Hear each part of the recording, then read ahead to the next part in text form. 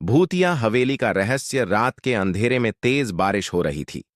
रोहन, एक उत्साही यूट्यूबर, अपने दोस्तों समीर और नेहा के साथ एक पुरानी वीरान हवेली की लाइव स्ट्रीमिंग करने गया। हवेली के बारे में कहा जाता था कि वहां जो भी गया वापस नहीं आया। हवेली के दरवाजे चरमराते हुए खुले। अंदर घना अंधेरा था और वातावरण में एक अजीब सी ठंडक थी।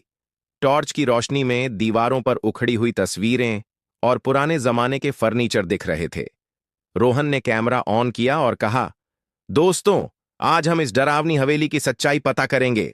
अचानक हवेली का दरवाजा जोर से बंद हो गया। तीनों घबरा गए। कोई मजाक मत करो, नेहा कांपती आवाज में बोली। समीर ने दरवाजा खोलने की कोशिश की, लेकिन वह जैसे किसी अदृश्य ताकत से बंद हो चुका था। कमरे में एक पुराना झूला था जो अपने आप धीरे धीरे हिलने लगा। रोहन ने कैमरा उसकी ओर घुमाया, तभी अचानक झूले पर बैठी एक काली परछाई दिखी। उसकी आंखें जलती हुई लाल थीं और उसका चेहरा अंधेरे में भी साफ चमक रहा था। कौन हो तुम? रोहन ने कांपते हुए पूछा। परछाई हंसने लगी, एक अजीब डरावनी हंसी। अचानक नेहा जोर से चिल्लाई। जब रोहन और समीर ने पीछे देखा तो वह हवा में लटक रही थी, जैसे किसी अदृश्य हाथ ने उसका गला पकड़ लिया हो। नेहा के शरीर में एक झटका लगा और वह जमीन पर गिर गई, बेहोश। हमें यहां से भागना होगा। समीर ने रोहन का हाथ पकड़ा और उसे खींचते हुए दूसरी मंजिल की ओर भागा। सीढ़ियां चरमरा रही थीं, मानो कभी भी टूट सकती थीं। ऊपर एक दरवाजा था जिसमें से हल्की रोशनी आ रही थी। वे अंदर घुसे और दरवाजा बंद कर लिया। अंदर एक पुराना आईना था जिसमें धुंधली आकृतियां दिख रही थीं। अचानक आईने में वही लाल आंखों वाली परछाई दिखाई दी।